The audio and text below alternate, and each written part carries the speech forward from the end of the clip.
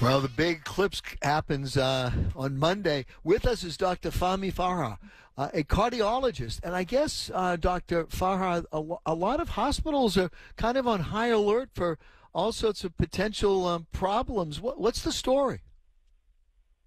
Yes, there are some concerns surrounding the eclipse just because of how hyped up it is and how many people are going to be traveling and, driving basically to rural areas. The concern is multiple. Like, one is car accidents, of course, when they're like large crowds. Crowd control is a big deal. So car accidents, we can see a lot of ER visits as a result of that.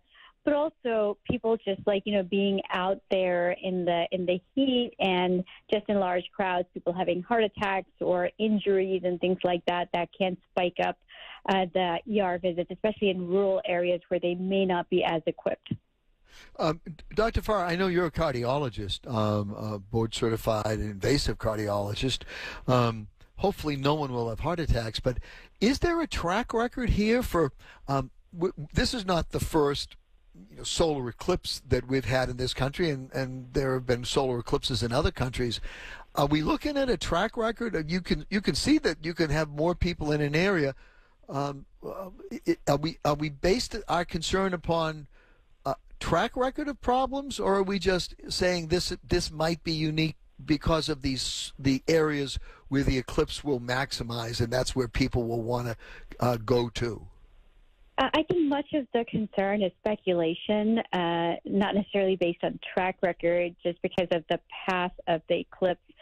Even though you're right, this is not the first solar eclipse, but it's been hyped up so much, and it's supposed to be, I've been told, that one of the rare ones that we're not going to see for another 100 years. And so I think people just kind of went crazy because there will be thousands of people crowding in certain areas that are, like, for example, in Texas. I'm actually from Texas, and I know that people will be heading in an area that's pretty rural within Texas. And so I think that is a concern. Well, we have the same thing in New England. It's of course, it cuts a line through the country, sort of diagonally almost, and it ends up here in New England. We're based in New England, but we broadcast over half the country. But a lot of folks in upstate New York, which is not densely populated, parts of northern Vermont, northern New Hampshire, in Maine. The governor of New Hampshire tonight was on television, Chris Sununu, saying to people, look, come to New Hampshire, enjoy yourselves, but realize that in northern New Hampshire, they don't have a lot of major highways. So, Right. people are going to, it may take them a long time to get there, but it's going to take them longer to go home when everybody's trying to go home. How do we instill patience in people? And when I say patience, I'm not talking about the people you see in your office. I'm talking about that great quality and virtue of patience.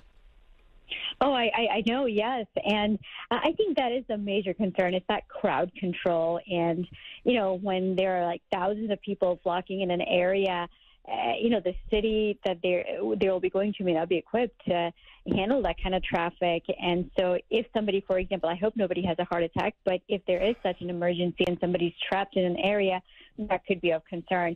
And of course, the main, I think one of the biggest concerns that ERs have at this moment is car wrecks. Yeah, the other concern, and I know that you're not an ophthalmologist, you're a cardiologist.